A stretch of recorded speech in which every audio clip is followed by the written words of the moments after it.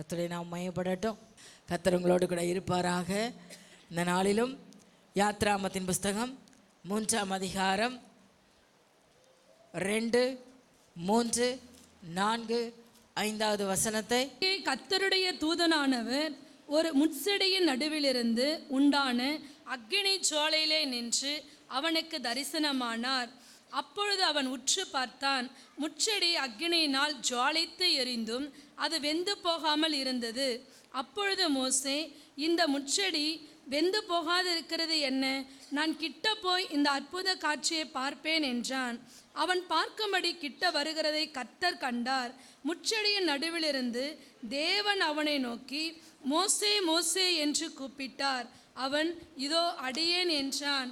அப்பொழுது அவர், இங்கே கிட்டி சேராயாக, உன் கால்களில் இருக்கிற பாதரட்சியை கழற்றி போடு, நீ நிற்கிற இடம் பரிசுத்த பூமி என்றார். அல்லேலூயா, பிரைஸ் தி லார்ட். அருமையான தேவஜனமே, இங்கே சொல்லப்பட்டிருக்கிற சம்பவம், வாசித்ததான சம்பவம் நம்ம எல்லாரும் ரொம்ப நல்லா அறிந்த காரியம்தான். அருமையான மோசேயை தேவன் ஊழியத்துக்கு அழைக்கும் பொழுது ஆண்டவர் முட்செடியிலிருந்து வெளிப்பட்டார். இந்த காரியத்தை கொண்டு நான் உங்களிடத்தில் இந்த 4 வசனங்களை வைத்து நாம் தேவனை எவ்வளவாய் அறிந்து கொள்ள வேண்டும், அதாவது தேவனை அறிகிற அறிவில் பரிசுத்த ஆவியானவர் நம்மை அபிஷேகித்து நடத்துவார். அதில் கணுக்கால் அளவு, சொல்லுங்க, முழங்கால் அளவு, இடுப்பு அளவு, நீச்சல் ஆழம். எல்லாரும் சொல்லலையே, சொல்லுங்க திரும்ப.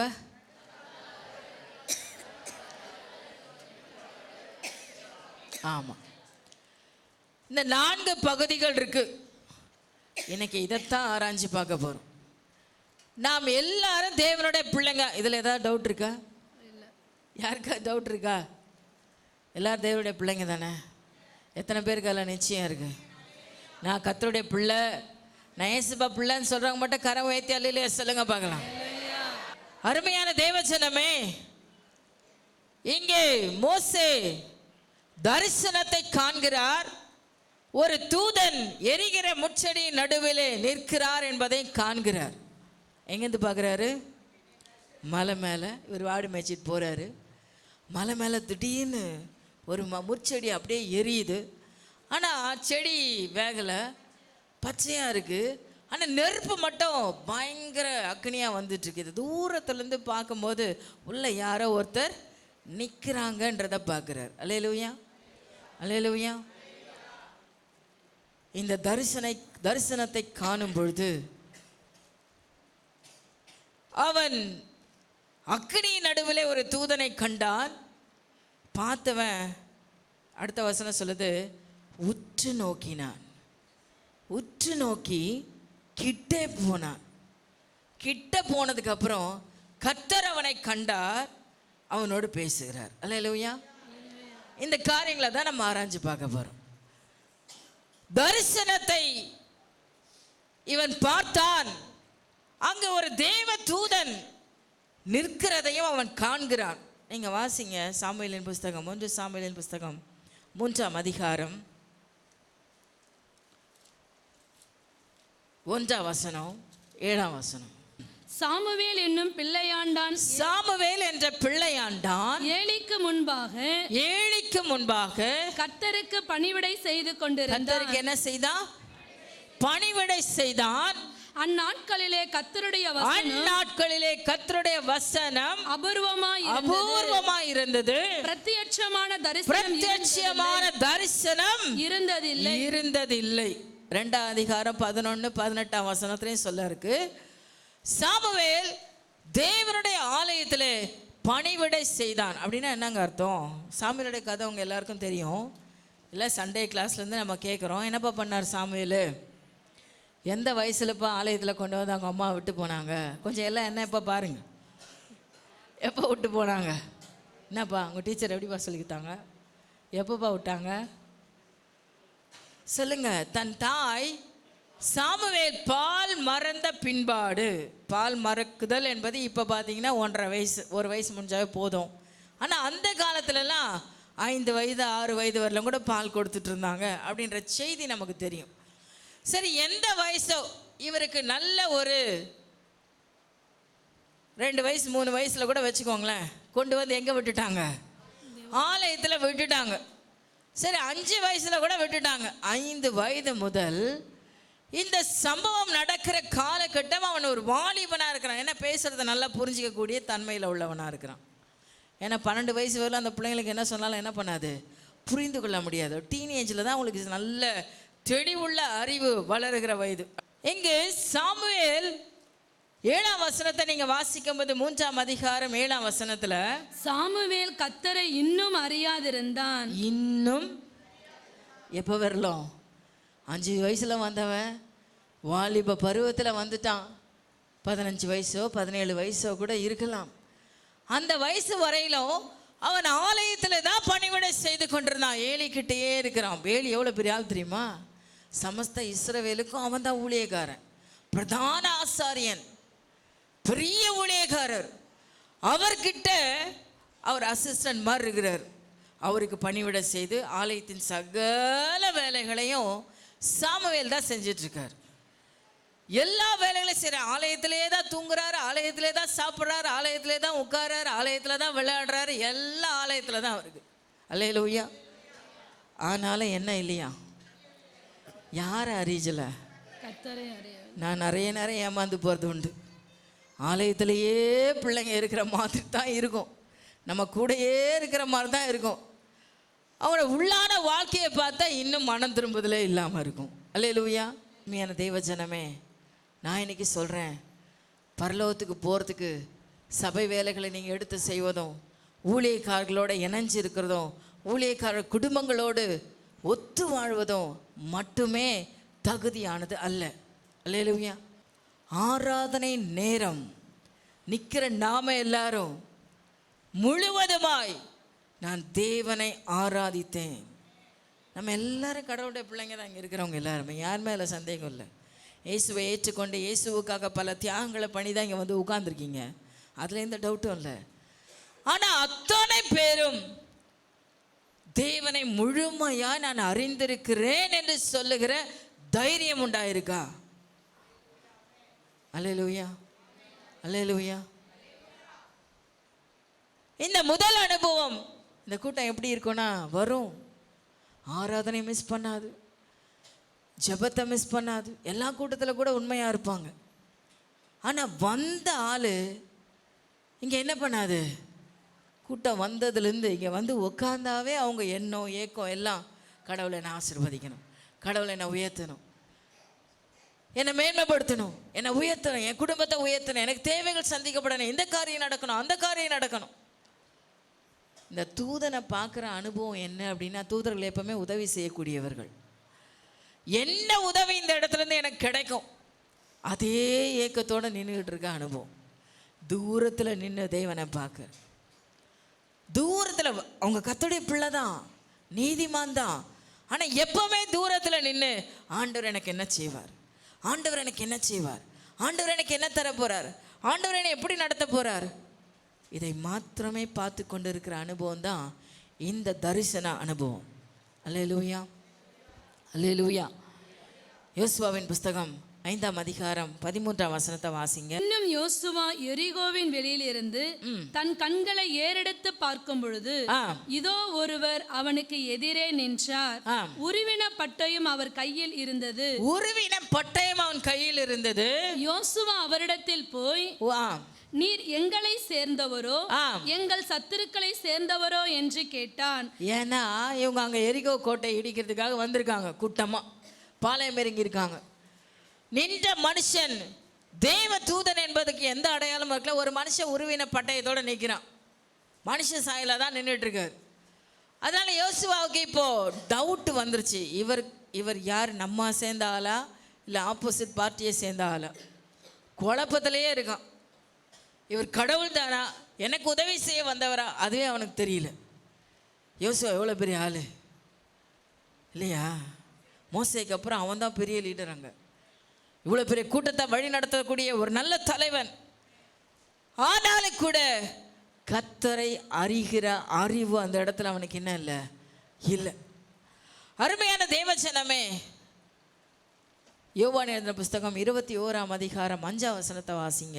இயேசு அவர்களை நோக்கி, பிள்ளைகளே புசிக்கிறதற்கு ஏதாகும் இருக்கா? இந்த சம்பவம் என்ன அப்படின்னா, பேதுரு ஆண்டவர் பார்த்து கேட்கிறார், எப்பா என்னை யாருன்னு இந்த ஊர்ல இருக்கிறவங்கலாம் சொல்றாங்க. அப்ப அவன் என்ன சொன்னான்? உங்களை பார்த்து கேள்வி கேட்கிறேன், சொல்லுங்க. பேதுரு கிட்ட ஆண்டவர் கேட்கிறாரு, எல்லா சீஷரையும் பார்த்து கேட்கிறாரு, என்னை யாருன்னு இந்த உலக மக்கள் சொல்றாங்க. அப்ப அவர் என்ன சொன்னார்? முதல்ல ஜீவனுள்ள தேவனுடைய. யார் சொன்னா? எல்லாரும் அமைதியா இருக்கிறாங்க, என்ன சொல்றதுன்னு புரியல, இவர் எதுக்காக கேட்கிறான்னு தெரியல. ஆனா கட்ட கட்ட கட்டன்னு முந்திட்டு வந்து யார் சொல்றா? பேதுரு. அங்க இருக்கிறதுலயே அவர் தான் வயசானவர். அப்ப அவருக்கு என்ன, நம்ம சொன்னா எல்லாம் ரைட்டா தான் இருக்கும். போயிட்டு என்ன சொல்ற, நீங்க தேவனுடைய குமாரன். ஆண்டவர் உடனே அவனை பார்த்து சொன்னாரு, பா இது உனக்கு மனுஷன் வெளிப்படுத்தல, கடவுளே உனக்கு வெளிப்படுத்தி இருக்கிறார். ஆமா, நான் தேவனுடைய குமாரன் தான். இப்படிப்பட்ட பேதுரு ஆண்டவர் தன்னுடைய கடைசி காலத்தில் நடக்க போகிற சம்பவங்கள் எல்லாம் உங்களுக்கு சொல்லிகிட்டே வரும். 26ஆம் அதிகாரத்தில் எல்லா டீட்டெயில்ஸும் சொல்கிறார். நான் இப்படி அடிக்கப்பட போகிறேன், சிலுவையில் போவேன், மரிப்பேன், உங்களுக்காக ஜீவனை கொடுப்பேன், உங்களை ரட்சிக்கும்படியா என்னை பலியாக கொடுக்க போகிறேன். அப்போ பேதுரு சொல்கிறார், ஐயோ ஆண்டவரே இதெல்லாம் வேண்டாம், உமக்கு பாடு வரலாமா, உமக்கு கஷ்டம் வரலாமா, நீர் எங்கே போறீரோ, நீ செத்தா நானும் செத்துருவேன் ஆண்டவர். அப்போ ஆண்டவர் அவனை பார்த்து சொன்னார், முதல்ல நீ தான் எனக்கு காட்டி கொடு, என்ன மறுதளிச்சு ஓட போகிறப்பா, நீ தான் என்னை மறுதளிக்க போகிறப்பா அப்படின்னு சொன்ன. இந்த பேதுரு, இப்படிப்பட்ட பேதுரு தான் இங்கே போயிட்டு ஆண்டவராக இயேசு மறிச்சிட்டாரு, 3ஆம் நாள் உயிர் தெழுந்துட்டான்ற செய்தி கேட்டும் கூட அவன் உணராதவனா மீன் பிடிக்க போயிட்டான். கடலில் போய் மீன் பிடிக்க ராத்திரியெல்லாம் வலை வீசி என்ன கிடைக்கல, ஒன்றுமே கிடைக்கல. கிடைக்காத அந்த நேரம் அவர் என்ன பண்ணுறாரு, ஒன்றுமே இல்லை அப்படின்னு சொல்கிற நேரம் ஆண்டவர் சொல்கிறேன், யாக்கோபு யோவான் சொல்கிறான், டே இது நிற்கிறது கர்த்தருடா. அவன் விழுந்து எழுந்து ஓடுறான். பின்னாடி அவருடைய வார்த்தையின்படி போட்டு 150 மீன் பிடிக்கிறாங்க. இங்கே நான் சொல்ல வந்த காரியம் என்ன, அவன் 33.5 வருஷம் இந்த கூட்டத்தை கூடவே வச்சு நடத்தினார். அவர் ஊழியத்துக்கு வந்த நாள்லேருந்து இந்த கூட்டத்தை அழைச்சிட்டார். பேதுரு தான் ஃபஸ்ட் அழைக்கப்பட்டவர். 3.5 வருடம் கூடவே இருந்த அற்புதங்களை பார்த்தவன், ஆச்சரியங்களை பார்த்தவன், அவர் சிலுவையில் மரணத்தில் என்னெல்லாம் நடந்துச்சு எல்லாவற்றையும் பார்த்தவன் என்ன பண்ணிட்டான், எல்லாத்தையும் பார்த்துருந்தா கூட அவனுக்கு என்ன அறிவு இல்லை, அவர் கர்த்தர், அவர் கர்த்தர் தான் என்பதை வெளிப்பாடு கூட பெற்றுட்டான். தரிசனத்தில் கூட பார்த்துட்டுருக்கலாம். ஆனால் அவனுக்கு என்ன இல்லை, அவரால் எல்லாம் முடியுன்ற அறிவு இல்லை. அதனால தான் விட்டுட்டே ஓடி போயிட்டார். திரும்ப ஊழியமே வேண்டான்னு விட்டுட்டு ஓடி போய் மீன் பிடிக்க போயிட்டார். அருமையான தேவஜனமே, நாம் இங்கு தேவனுடைய பிள்ளைகளாய் அவருடைய ரத்தத்தால் கழுவப்பட்டு ஞானஸ்நானம் எடுத்து இன்றைக்கு திருவிருந்து எடுத்து அவருடைய பிள்ளைகள் பேர் பெற்று இருந்தாலும் நம் எத்தனை பேர் உண்மையாக அவருடைய வல்லமையை உணர்ந்து அவர் யார் என்பதை அறிந்திருக்கிறோம், அவர் யார் என்கிற அறிவினாலே நிரப்பப்பட்டு இருக்கிறோம் அப்படின்னா அவர் சொல்கிறார், என்னால் செய்யக்கூடாத காரியம் ஒன்றுமே இல்லை. மத்தேயு 6 சொல்கிறாரு, வானத்து நட்சத்திரங்களை, இந்த வானத்து பறவைகளை பாருங்கள், பூக்களை பாருங்கள், அது ஒருவரால் உடுத்து வைக்க முடியாத அளவுக்கு நான் அதை உடுத்து வச்சுருக்கேன். பறவைகளை பாருங்கள், அதுக்கு வேண்டிய போஷிப்பை கொடுத்துருக்கிறேன், நடுக்கடலின் திருமங்கிலத்துக்கு வேண்டிய ஆகாரத்தை கூட நான் கொடுத்துருக்கிறேன். அப்படிப்பட்ட தேவனாகிய கர்த்தர் விசேஷித்த படைப்பாகிய என்னுடைய படைப்பாகிய உங்களுக்கு நான் செய்யாமல் இருப்பேனோ?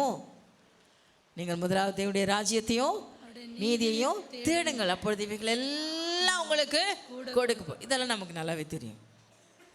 தெரிஞ்ச எத்தனை பேர் இன்னமும் மனக்கலக்கத்தோட, இன்னும் மனபாரத்தோட இங்கே தான் உட்கார்ந்துருக்கோம். ஆனால் இருதயமெல்லாம் எதை யோசிக்குதுன்றது தான் எனக்கு கேள்வி. உங்கள் இருதயம் எதை குறித்து பாரமாகி கொண்டு இருக்கிறது, எதை குறித்து துக்கப்பட்டு கொண்டு இருக்கிறது, எதை குறித்து வேதனைப்படுகிறது? உண்மையாக சொல்லுங்கள் பாப்பா. ஐயோ நான் எப்படியாவது பரலோகத்துக்கு போய் நான் ஆண்டவரே என்னை எப்படியாவது பரலோகத்துக்கு கொண்டு போயிடுங்கன்னு ஒவ்வொரு ஆராதனையும் எத்தனை பேர் கேட்குறீங்க? உண்மையா உண்மையா உண்மையா?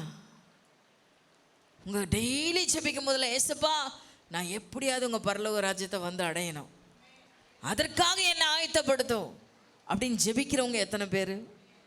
என் பிள்ளைக்கு நல்ல வேலை கிடைக்கல ஆண்டவரே, என் பேர பிள்ளைக்கு நல்ல சுகம் கொடுங்க ஆண்டவரே, நான் என்ன வீடு கட்டல, வீடு கட்டுங்க ஆண்டவரே, என் அண்ணன் தம்பியை விட நான் ரொம்ப கம்மியாக இருக்கேனே, என்னை உயர்த்துங்க ஆண்டவரே. எந்த ஜெபம்? எந்த ஜெபத்தில் நீங்கள் இருக்கிறீங்க? ஒருவேளை நான் ரெண்டாவது சொன்ன ஜெபமே உங்கள் வாழ்க்கையாக இருக்குமானால் நீங்கள் வெறும் தரிசனத்தை காண்கிறவர்கள், தெய்வ தூதனை காண்கிற அனுபவத்திலேயே இருக்கிறீங்க. இதே அனுபவத்தில் நீங்கள் போகணுன்றது தேவனுடைய விருப்பம் இல்லை. அடுத்த நிலைக்கு நீங்கள் கடந்து வர வேண்டும். உங்களுடைய கிறிஸ்தவ வாழ்க்கையில தேவனோடு கொண்டிருக்கிற உறவில நீங்கள் அடுத்த படி எடுத்து வைக்கணும். அது எப்பேற்பட்ட படி தெரியுமா? அது எப்பேற்பட்ட படி? நீங்கள் அதே மத்தேயு சுவிசேஷ புஸ்தகம் 6ஆம் அதிகாரம் கடைசி வசனத்தை வாசிங்க. ஆகையால் நாளைக்காக சத்தமா சொல்லுங்க, கவலைப்படாதிருங்கள். நாளைய தினம் தன்னுடையவைகளுக்காக கவலைப்படும். நீ என்ன பண்ணாத கவலைப்படாத. யாரால கவலைப்படாம இருக்க முடியும்னு நினைக்கிறீங்க? தாவீது சொல்ல, கர்த்தர் எனக்காக யாவையும் செய்து முடிப்பார், அவர் எனது வலது பட்சத்தில் இருக்கிறபடியினால் ஒருவனால என்னை அசைக்க முடியாது. அல்லேலூயா, அல்லேலூயா. அருமை தேவச்சனமே, இன்னும் இந்த உலகத்தை பார்த்து பயந்துக்கிட்டு, பக்கத்து வீட்டுக்காரை பார்த்து பயந்துக்கிட்டு, உலக சூழ்நிலைகளை பார்த்து பயந்துக்கிட்டு, நீங்கள் வாழ்கிற சூழ்நிலைகளை பார்த்து பயந்துட்டு, உங்கள் கூட இருக்கிற மக்கள் சொல்கிற வார்த்தைகளுக்கு பயந்து பயந்து பயந்து பயந்து வாழ்ந்து கொண்டு, ஆனால் ஜெபம்லாம் பண்ணிட்டு தான் இருப்போம், வேதெல்லாம் வாசித்து தான் இருப்போம், ஊழியெல்லாம் செஞ்சுட்டு தான் இருப்போம். அல்லேலூயா. நான் உன்னை சொல்கிறேன், இவன் ஆலயத்திலே தங்கியிருந்தாலும் இவன் கர்த்தரை அறியாத ஒரு மனிதனாய் காணப்படுகிறான்.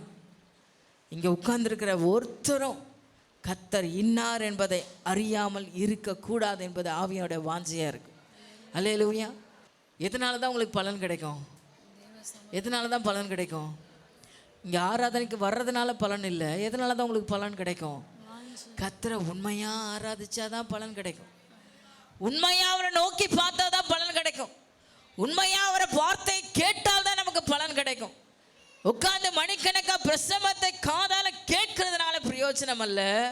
கேட்கிற கூட்டம் கேட்டுக்கிட்டே வாழ்க்கையை ஓட்டிட்டு போயிடக்கூடாது. அப்படி கேட்குற கூட்டமாகவே நீங்கள் இருப்பீங்கன்னா இன்றைக்கு ஒரு படி முன்னாடி வாங்க. 2ஆம் வசனம் சொல்லுது, யாத்திராகமம் 3ஆம் அதிகாரம் 2ஆம் வசனத்தை வாசிங்க. அங்கே கர்த்தருடைய தூதனான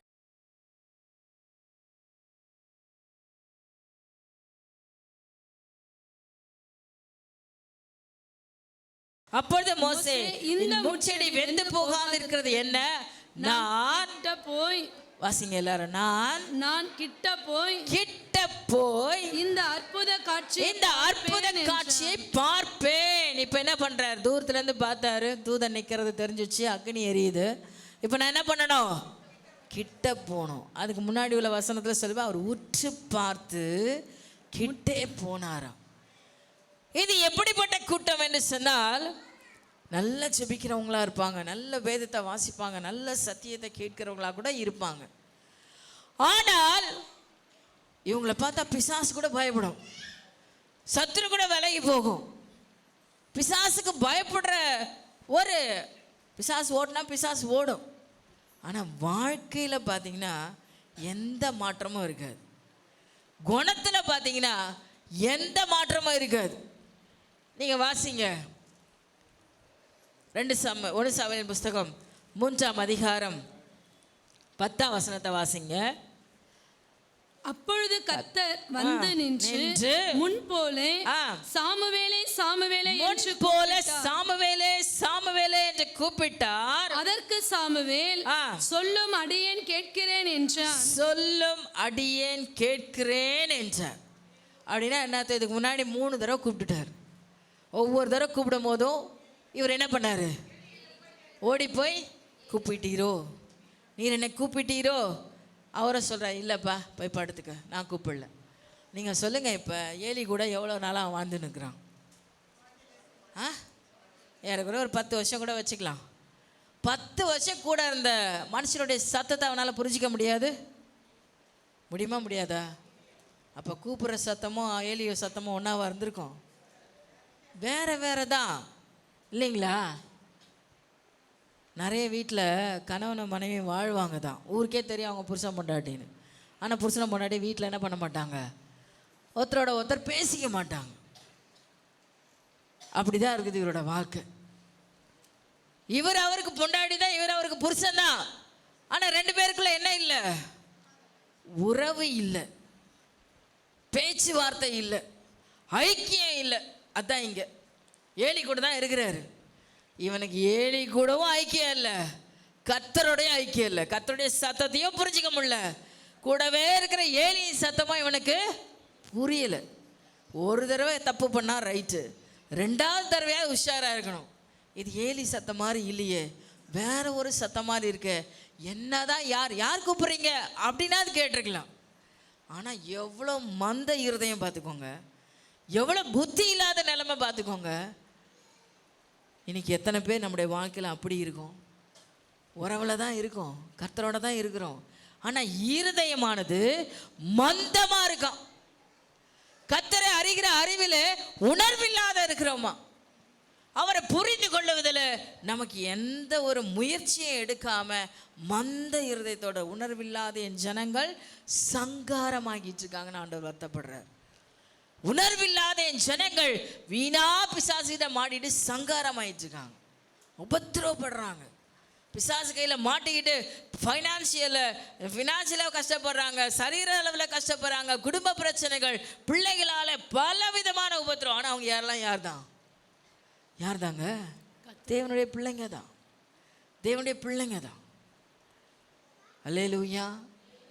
நமக்கெல்லாம் அவருடைய நாமம் தரிக்கப்பட்டிருக்குதான், நாம் அவருடைய பிள்ளைங்க தான். ஆனால் எத்தனை பேர் இன்னும் போராடிட்டே இருக்கிறீங்க, வாழ்க்கையில் இன்னும் பிரச்சனைகளோடையே வாழ்ந்து கொண்டு இருக்கிறீங்க. சோதனை சோதனை சோதனை, வேதனை, கண்ணீர், மேலும் மேலும் ஒன்று போனால் ஒன்று எழும்பவே முடியலங்க. எப்படி எழும்ப முடியும், எப்படி எழும்ப முடியும்? உனக்கு என்ன இல்லை, கர்த்தர் கூப்பிடுறார்ன்ற உணர்வே இல்லையே, கர்த்தர் உங்களோட பேசுறான்ற உணர்வே இல்லையே, கர்த்தர் உங்களோட பேசுவார்ன்ற ஏக்கமே இல்லையே. நானும்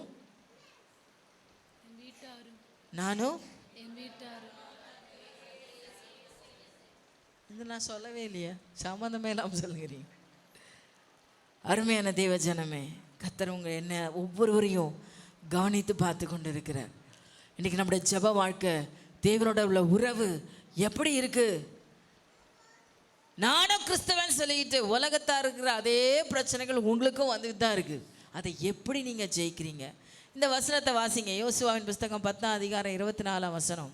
யோசுவாவினிடத்திற்கு கொண்டு வந்த போது யோசுவா இஸ்ரவேல் மனுஷரை எல்லாம் அழைப்பித்து தன்னோடு கூட வந்த யுத்த மனுஷரை அதிபதிகளை நோக்கி, நீங்கள் கிட்ட வந்து, நீங்க எல்லாம் கிட்ட வாங்க, என் யுத்தத்துல வந்து ஜெயிச்சீங்கல்ல, எல்லாரும் என் கிட்ட வாங்க, உங்கள் கால்களை இந்த கால்களை யாரை நீங்க ஜெயிச்சு வென்று கொண்டு வந்தீங்களோ உங்க தலைமையில என்ன பண்ணுங்க, காலை எல்லாம் வைங்கன்னு சொல்றாரு. அல்லேலூயா, அல்லேலூயா சொல்லுங்க. அல்லேலூயா. அருமை தேவஜனமே, இந்த அனுபவமானது இங்க சாமுவேலை போல சத்தத்தை உணராம அவன் அந்த ஆலயத்தில் வாழ்ந்தாலும் கூட அவனுடைய அனுபவமானது இங்கே என்ன நடக்குது அப்படின்னா, ஒருவேளை நீங்கள் ஜெபம்னா பிசாசு ஓடும், நீங்கள் ஜெபம்னா அற்புதங்கள் நடக்கும், நீங்கள் ஜெபம்னா அதிசயங்கள் நடக்கும், உங்கள் வீட்டில் ஆச்சரியங்கள் நடக்கும். ஆனாலும் தேவனோட உறவு எப்படி இருக்குன்றது அது உங்களுக்கு மட்டும்தான் தெரியும். அல்லேலூயா, அல்லேலூயா.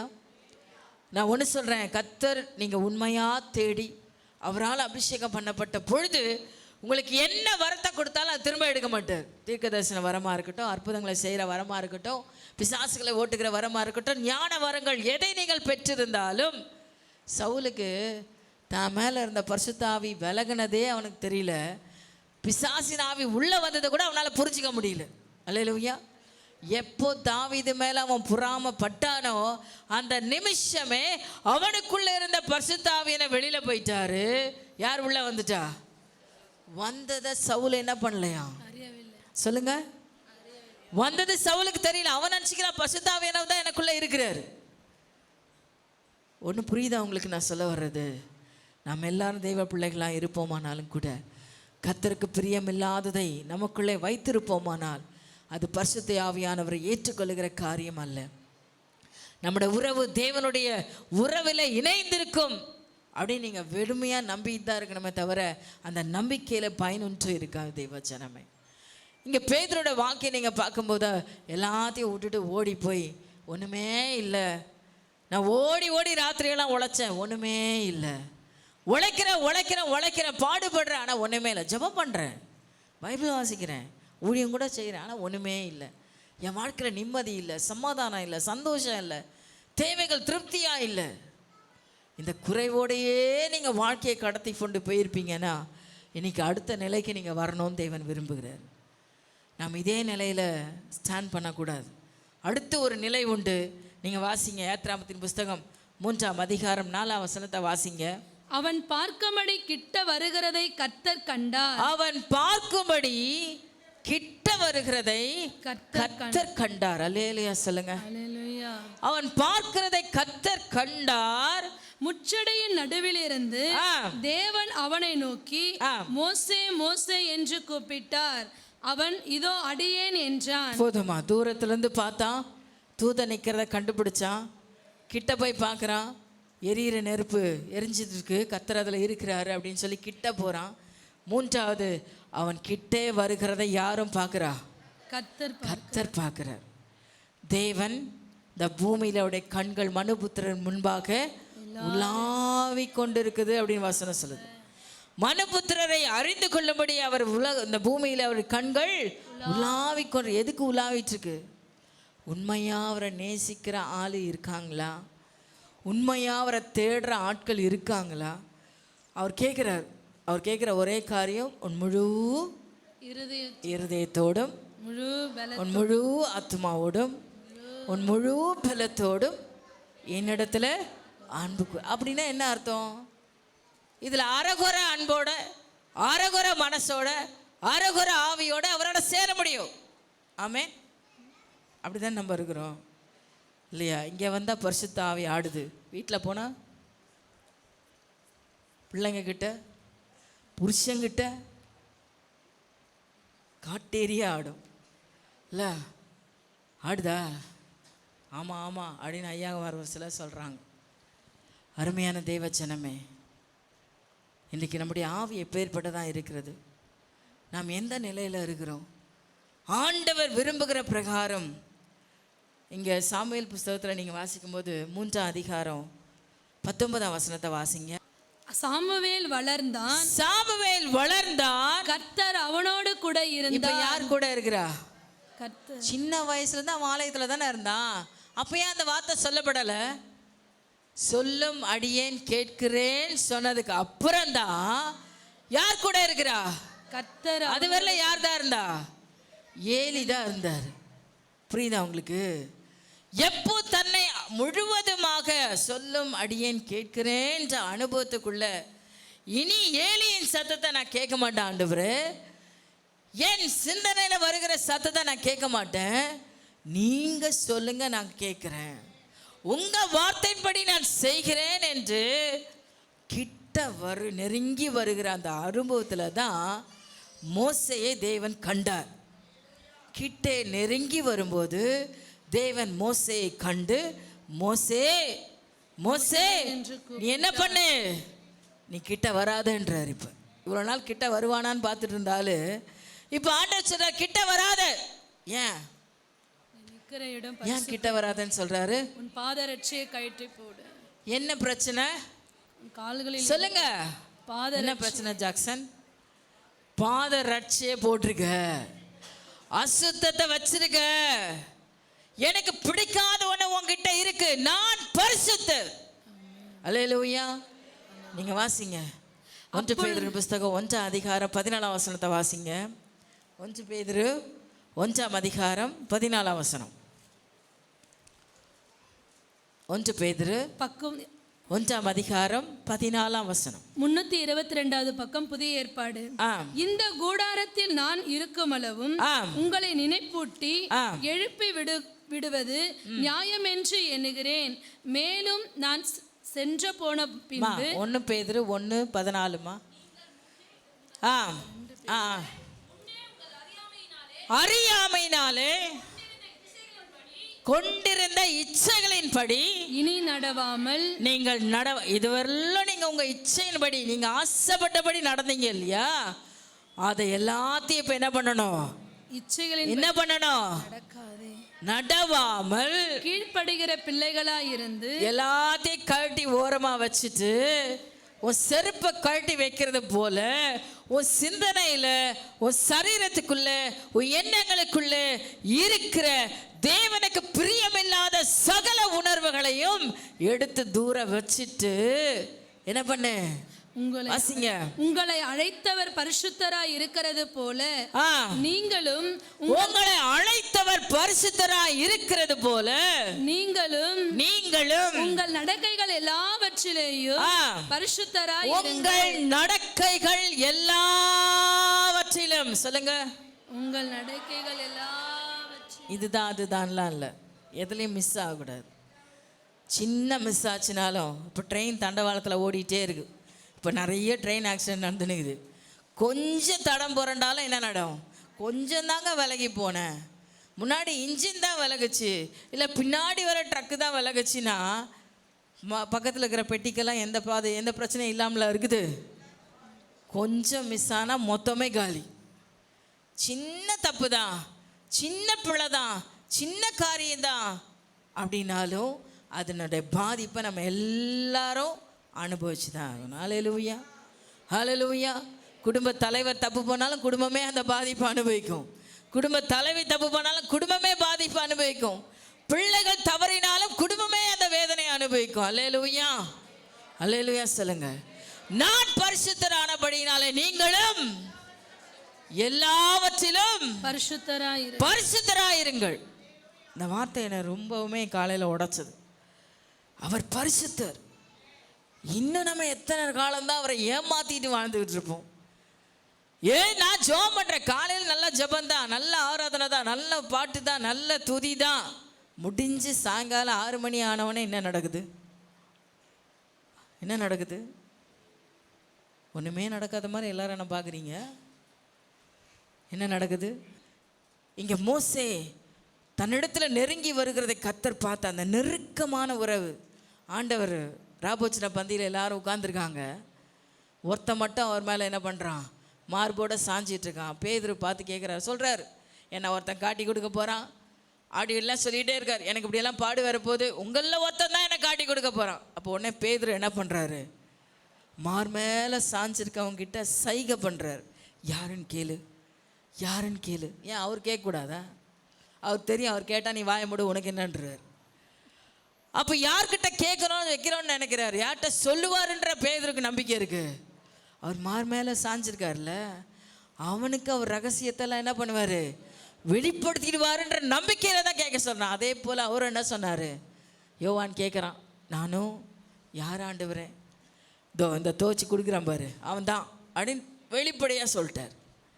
அருமையான தேவச்சனமே, அவர் மார் மேலே சாஞ்சிருக்கிற அனுபவம், தேவனோட இணைஞ்சிருக்கிற ஒரு அனுபவம், பரிசுத்தத்தை காண்டு பரிசுத்தத்தை காத்து. அதுதான் உண்மையாகவே பார்த்தீங்கன்னா ஆபேத் நேகோ இவங்க வாழ்க்கையில் பார்க்கும்பொழுது அவன் சொல்கிறான், பிரச்சனை என்னன்னு பார்க்கறதுக்கு முன்னாடியே சொல்கிறான், நெருப்பில் போட போகிறாங்க. சாதாரண நெருப்பு கூட இல்லை, 7 மடங்கு சூழல் அதிகமாயிடுச்சான்.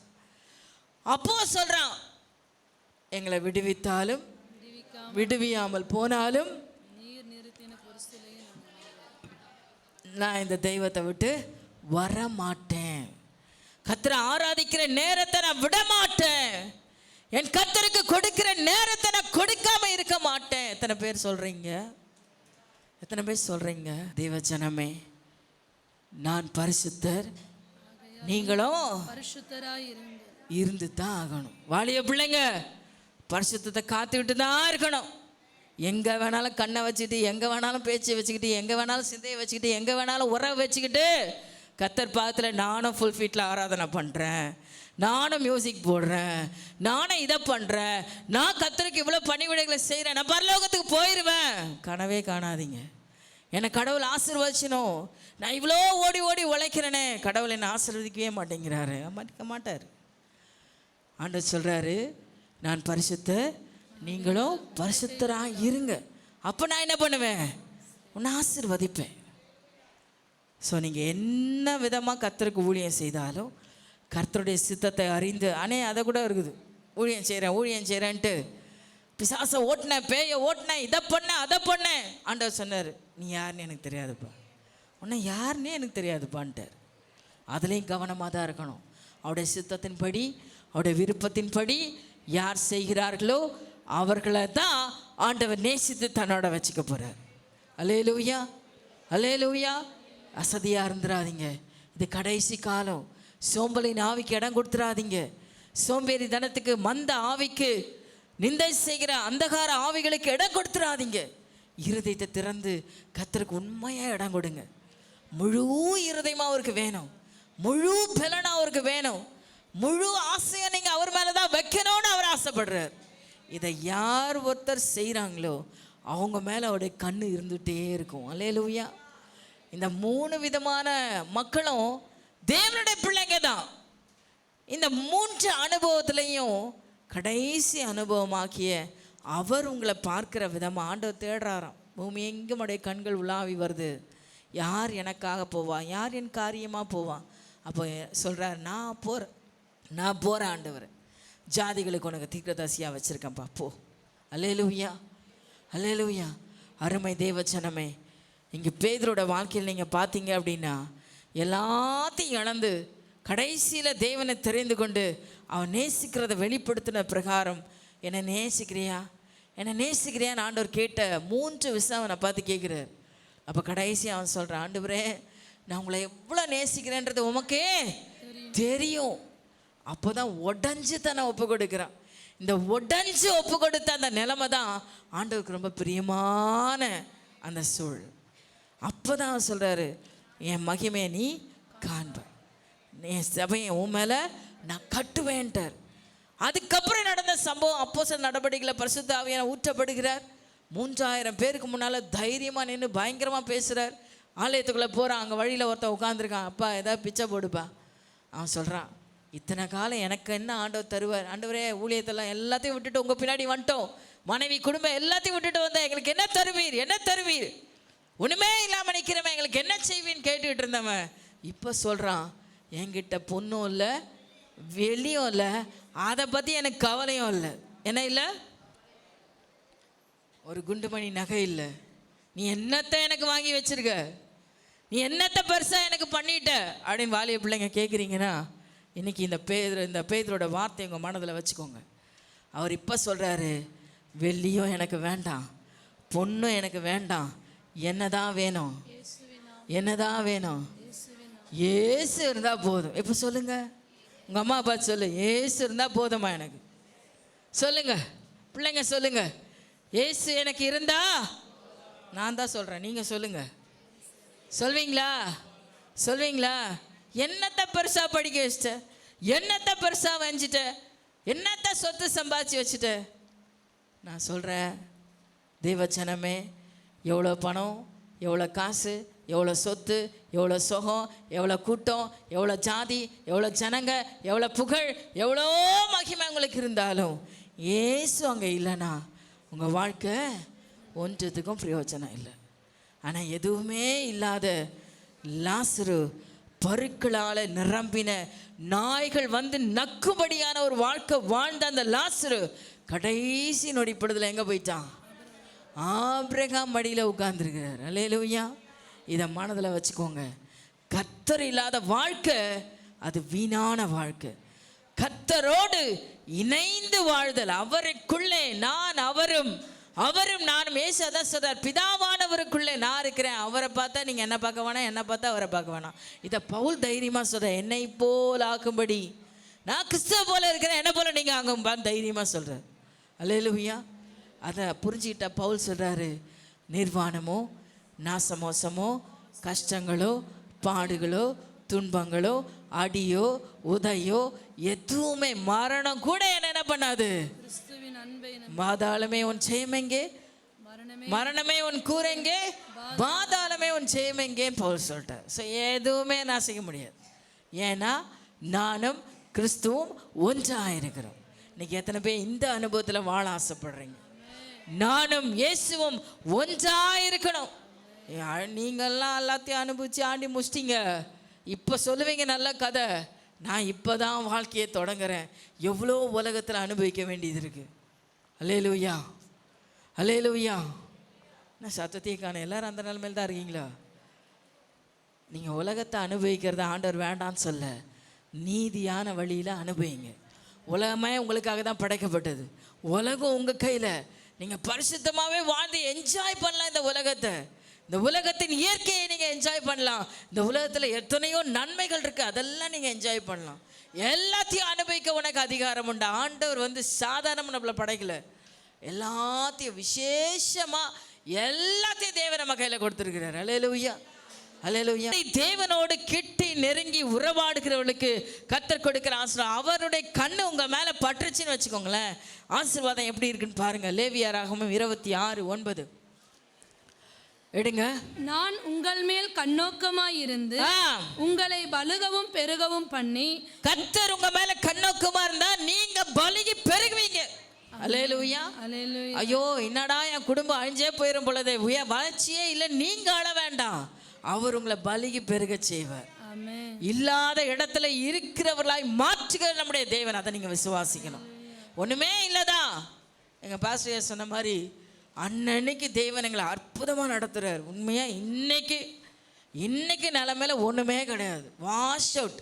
ஆனால் நாளைக்கு தேவன் எங்களை திருப்தி. எங்களை யாராவது பார்த்தா அப்படி தருதா? இதெல்லாம் பொய் சொல்லுது, எல்லாம் பேங்க்கில் வச்சுருக்கோம், சும்மா கதை விட்டுனுக்குது, அப்படி தான் நீங்கள் நினைக்கிற மாதிரி தான் ஆண்டவர் எங்களை வச்சுருக்காரே தவிர, அதுக்கு என்ன காரணம் அப்படின்னா, கர்த்தர் எனக்கு எல்லாவற்றையும் செய்வார். உதவி செய்கிற கண்மலையாகிய கர்த்தர் என்னோடு கூட இருக்கிறார் நம்பிக்கை இருந்ததுக்குள்ளே இருக்கிறதுனால மகிழ்ச்சி முகத்தில் தெரியுது. அல்லேலூயா. கவலை என்பது எங்களுடைய இருதயத்தில் இல்லை. அல்லேலூயா. கர்த்தர் என் கூட இருந்து எல்லாவற்றையும் செய்வார், நேர்த்தியாக செய்வார், ஏற்ற காலத்தில் செய்வார், ஏற்ற சமயத்தில் தருவார். என்னென்ன வேணுமோ ஒன்று கூட அவர் விட மாட்டார். எல்லாத்தையும் நான் தருவேன்ட்டார். நீ ஓடாத, அது பின்னாடி நான் உன் பின்னாடி ஓட வைப்பேன்னு ஆண்டவர் சொல்லிட்டேன். யார் இதை விசுவாசிக்கிறீங்க? யார் இதை விசுவாசிக்கிறீங்க? விசுவாசிக்கிறீங்களா? அப்போ நீங்கள் செய்ய வேண்டியது என்ன? அடுத்த வசனத்தை வாசிங்க. போன வருஷத்து பழைய தானியத்தை சாப்பிட்டு புதிய தானியத்துக்கு இடமுண்டாகும்படி பழையதை விலக்குவீர்கள். மிஞ்சி போச்சான். ஐயோ இதெல்லாம் இதை வச்சுக்க முடியாது, பழசெல்லாம் என்ன பண்ண யாருக்காது கொடுத்துரு, புதுசு நாங்கள் நிரப்பி வைக்கணும். நமக்கு இங்கேயே ஒன்றுமே இல்லை, தொடச்சிக்கிட்டு போயிட்டுருக்கு. நான் என்னத்த அங்கே நிரப்பி வைக்கிறதுன்னு யோசிச்சின்னா முடியாது. இல்லை, கடவுளை என்னை ஆசீர்வதிப்பார்.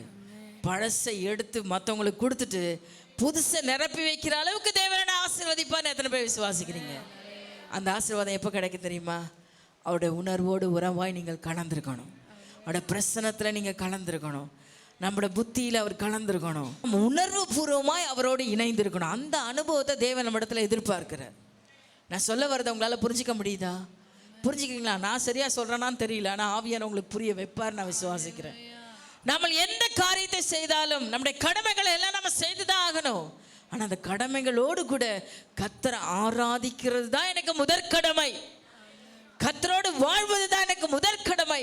என் பரிசுத்தத்தை காத்து கொண்டு வாழ்வது தான் எனக்கு முதற்கடமைன்னு சொல்லி யார் ஒருவர் முழு இருதயத்தோடு ஒப்பு கொடுத்து வாழ்கிறோமோ அவர்கள் திருப்தியாய் உண்டு மீதம் எடுக்கிற அளவில் தேவன் உதவி செய்வார். அல்லேலூயா.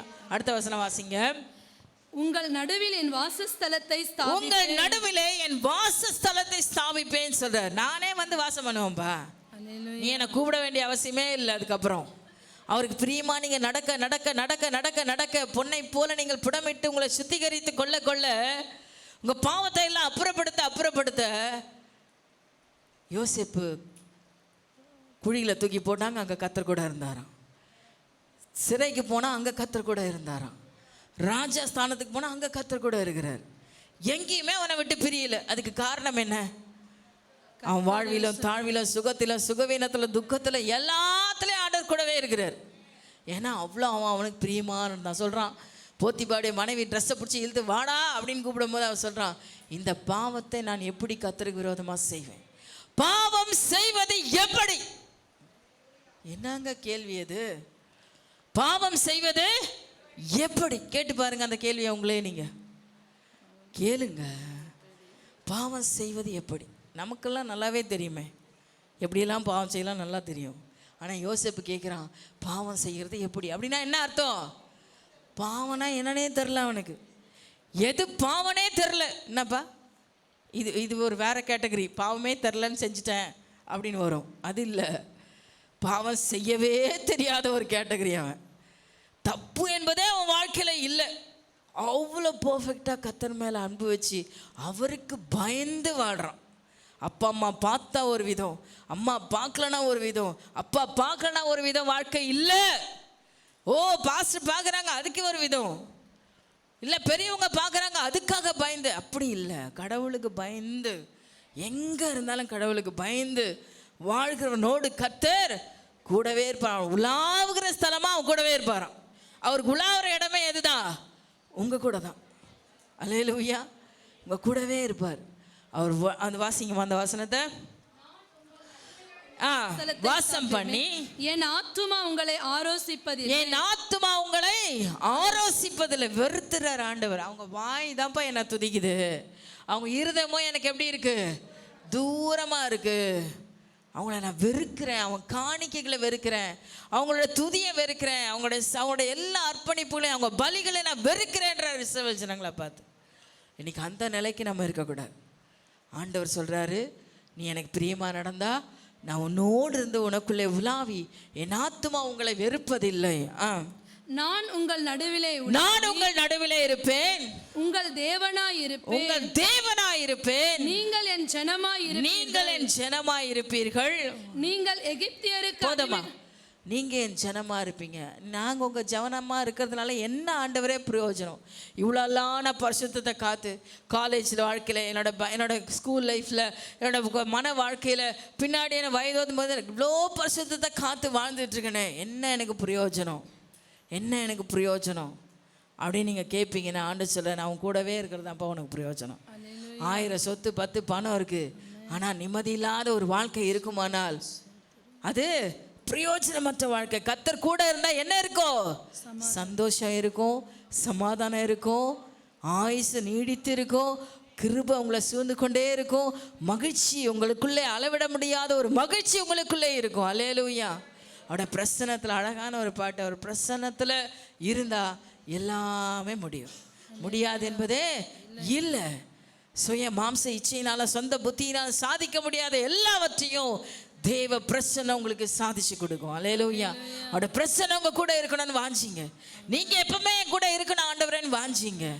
அல்லேலூயா. உங்க கையும் காலம் எந்த வேலையை செஞ்சாலும், எங்க போனாலும், எந்த காரியத்தை நடப்பிச்சாலும் உங்க ஆவி தேவனோடு உறவாடட்டும், தேவனோட இணைஞ்சிருக்கட்டும். அந்த அனுபவத்தை தான் தேவன் கிட்ட நெருங்கி போய் அவர் உங்களை பார்க்குற அனுபவம். அப்படிப்பட்ட ஆட்களை தான் அவர் பார்ப்பார். நீங்கள் பாட்டு லபோதிப்போன்னு 1000 மணி நேரம் அந்நிய பாஷை பேசினாலும் அது அவர் காதுக்குள்ளே என்ன பண்ணாது? போகவே போகாது. எப்போ போகும்? பரிசுத்தத்தை காத்து அவர் சித்தத்துக்கு ஒப்பு கொடுத்து உண்மையாக அவருக்காக அவரை நோக்கி பார்த்தா தான் அவர் உங்களை பார்ப்பார். இல்லைனா நீ வாழ்க்கை ஃபுல்லாக கத்திட்டே தான் இருக்கணும், எதுவுமே நடக்காது, எதுவுமே நடக்காது. வேதனையை கண்ணீரும் தான். அருமையான தேவஜனமே, இன்றைக்கு நம்ம ஒப்பு கொடுக்கலாம் ஆண்டோடைய சமூகத்தில் நம்மளை தாழ்த்தா. கர்த்தர் பரிசுத்தர், நீங்களும் பரிசுத்தராய்